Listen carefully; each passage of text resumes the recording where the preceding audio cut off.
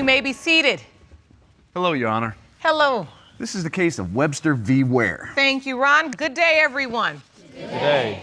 Ms. Webster, you recently learned shocking news that Myron Smith, the man you believe to be your dad, and who paid child support for you, may not be your biological father. Yes, Your Honor. Now you've dragged the defendant, Mr. Ware, to paternity court to prove that he is your father and claim today's results will prove your case. Yes, Your Honor. Mr. Ware, you admit that you had a relationship with Ms. Webster's mother around the time of conception, but say for the past 40 years you were told that Mr. Smith was her father. Yes, Your Honor. So, Ms. Webster, tell me why you now believe Mr. Ware is your father.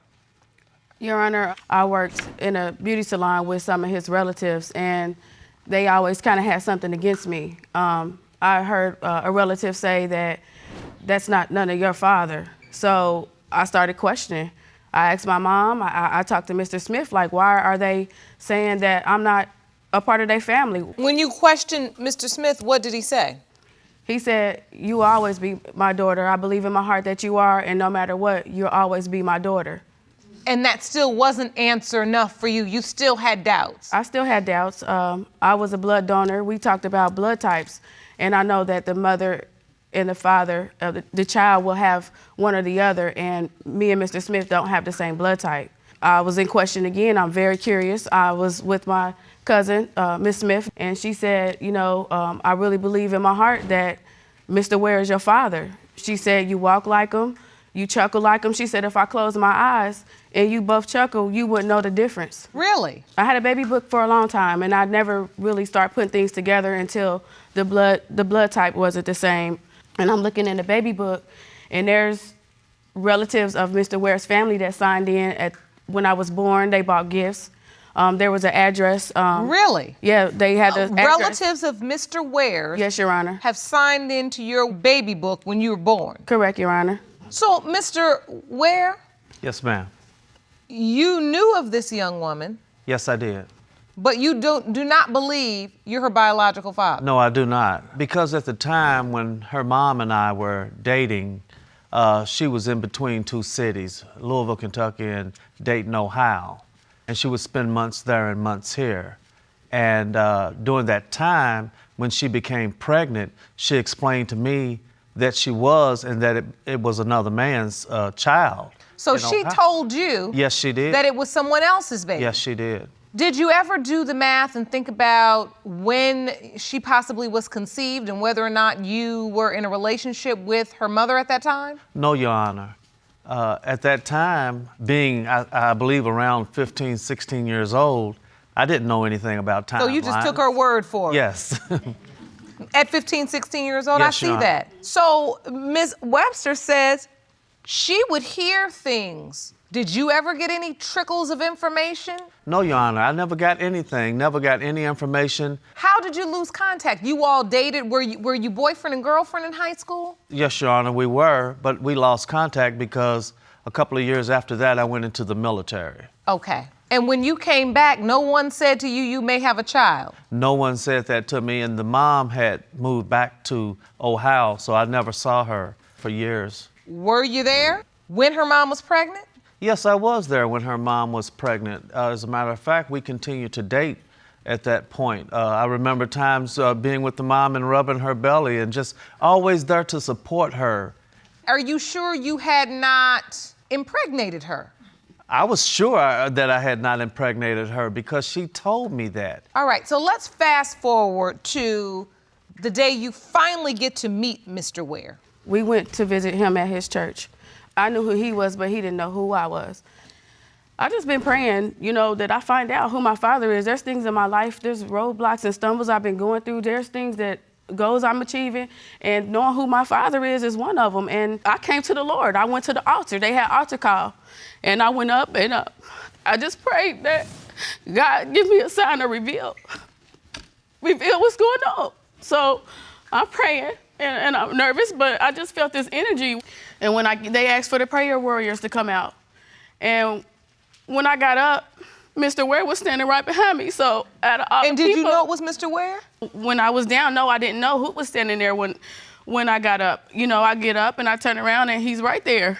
So, I mean, something, it's gotta be some energy, it's gotta be something. It can't be in vain. You are a deacon, right?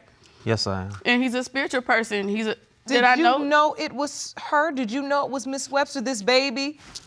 I did not. That you knew before she even left the womb? Did you know? No, I did not know at that time until she introduced herself.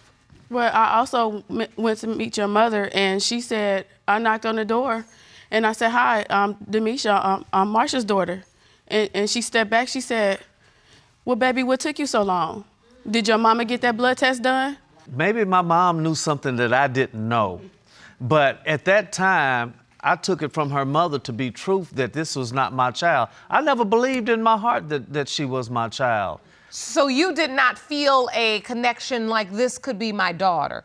The way in which she says your mother reacted when she met her and said, what took you so long? No, Your Honor, I did not. The fact of the matter is that you are not my child.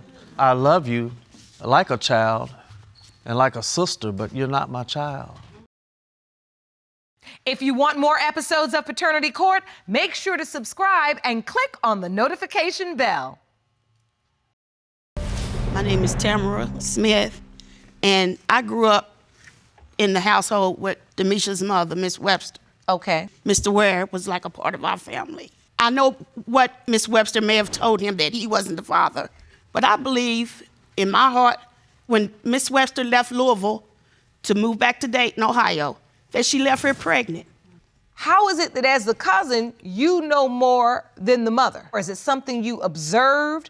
You knew that they were in a sexual relationship around the time? Yes. So you know for certain that around the time Miss Webster was conceived, Yes. your cousin, which is her mother, was having sex with Mr. Ware. Yes, I know that. Do you know anything about why her mother chose to tell him you're not the father? I think she may have told him because when she moved back to Dayton, she started a relationship with this other guy.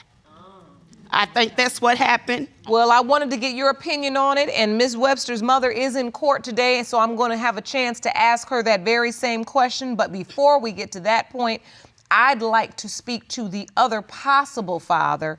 Ron, can you please escort him into the courtroom? Yes, Your Honor.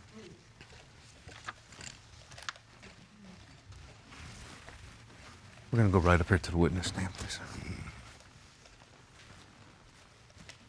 Thank you for joining us, Mr. Smith. As you know, we're here discussing the paternity as it relates to Miss Webster. You have been paying child support. Yes, I have. But you don't believe you're her biological father. No, I don't. I can tell you why. Please. Miss Webster was born September the 17th, which means that she had to be conceived either late December or January of 76 or late December of 75. I was in the United States Army, stationed in Fort Hood, Texas. Really? Right there. She was born September the 17th. Last time I was home on leave was late November. So in order for her to be born in September, she had to be conceived either late December or early January. I was in Fort Hood, Texas. And if you come home for Thanksgiving, that's too far away. Yeah, that would make Miss Brady 42 weeks pregnant. And I don't know nobody that carried a child 42 weeks. So how did you end up paying child support if you weren't even there? Because I was raised to do the right thing and I was naive about it and I signed the papers. Miss Webster, you were initially told he was your biological father. Yes, Your Honor. Mr. Smith has always said, no matter what, you'll always be my daughter. So I just accepted it. But as the older I got, I'm like, it's not adding up. It's not making sense. And then They don't share a father-daughter relationship. I can see that this confusion just really eats away at you. I can see it in your eyes. it does, Your Honor. It's just like there's something missing. I just want to know who I belong to. My identity. I deserve to know that. Yes, you do. I feel that I can get some closure and move on. I might be a bride one day. I need my dad to walk me down the aisle. I have grandchildren. I might need advice. You're right. You deserve that. I want to get some more answers for you. I would like to call your mother into the courtroom. And Mr. Smith, I'm going to ask you to please step down. Yes, ma'am. And stand right next to Mr. Ware, if you don't mind. Brady, you would. We're going to walk up to the witness stand right next to the judge. Okay.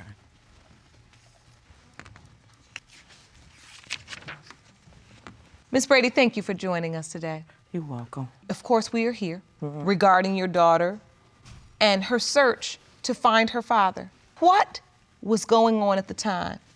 And who is her biological father? Her biological father is Mr. Myron Smith. Standing right there. Yes. He says he was gone. He was serving the time that she was conceived. Is that not true? Right. But Mr. Smith also came home on leave. Once we got together, Mr. Smith went back to the service, and then I was pregnant. When Mr. Smith called me one day, I said, you know what? I'm pregnant. I've never received that call, Your Honor. Yes, you did. Okay. Yes, you did. You don't remember this conversation, No, Mr. I don't, Smith? not at all. Oh. When I come home from the military, I got a letter in the mail stating that I had to come down to the child support. When I got there, Miss Webster, Miss Brady was there. She said that Miss Webster's dead. So, being naive, I just took her for a word. I signed the papers. I said, because I'm going to do the right thing and step up to the plate. If it's my child, then I'm going to be there for her. But as she got older in time and you start hearing different things and different parts of stories of this, that, and the other, and Miss Webster and myself got together some years ago and discussed this about, we went into detail about, you know, who her natural dad is. And I think we both should know because we've been struggling with this for over 10, 15 years now, and I feel like that we both should know. And Miss Brady, do you have any doubts No. as to whether or not Mr. Smith is Miss Webster's biological No. father? You don't. You will say it just as plain. Yes. You know Yes. it's him. Yes. And you're positive. Yes. So when Mr. Ware talks about being there and rubbing your stomach and all of that, you weren't also in a relationship with him? I was in a relationship with Mr. Ware. He was my supporter. I mean, he did everything for me, with me, and everything. But he's not the father. So why do you think your cousin is saying this? I don't know why Miss Smith is saying this. She know more than I do, I guess. She said she remembers during the time Miss Webster was conceived that you were also sleeping with and having a relationship with Mr. Ware. Right. So you were. Right. So he is potentially. No, it's not Mr. Ware's baby. Okay, well. It's not. All right, the only way we are truly going to get down to the bottom of this, since everyone seems to have a different story, is to get the results. Ron, the envelope, please. I have two, ma'am. Thank you. In the case of Webster v. Ware, when it comes to 40-year-old Demisha Webster, it has been determined by this court. Mr. Smith, you are not her father.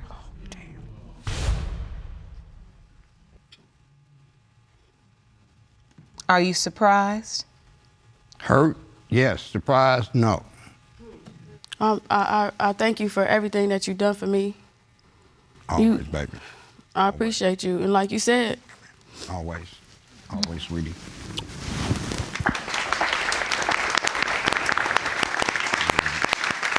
All you gotta do is call me. You know I'm coming. Miss Brady, you just told me you were sure. I thought I was sure. I thought I really had it in my heart that Mr. Smith was her dad. Well, I have the results here for Mr. Ware. These results were prepared by DNA Diagnostics, and they read as follows. Do you want to watch Paternity Court on TV? Go to paternitycourt.tv to find your local listings. Let me say this before you read those results. Demisha was named for my cousin Marika and Mr. Ware. His middle name and Marika's name together, and that's how she got to be Demisha.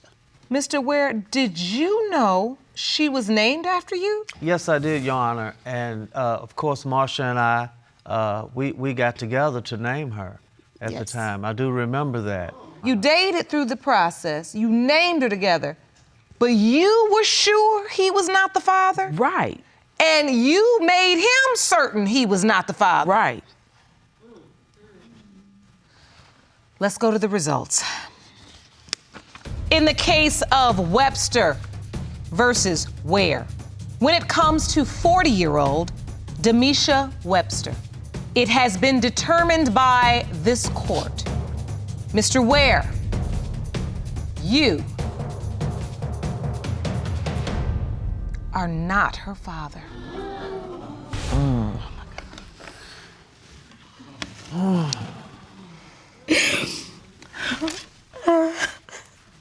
I'm so sorry. Thank you. Thank you.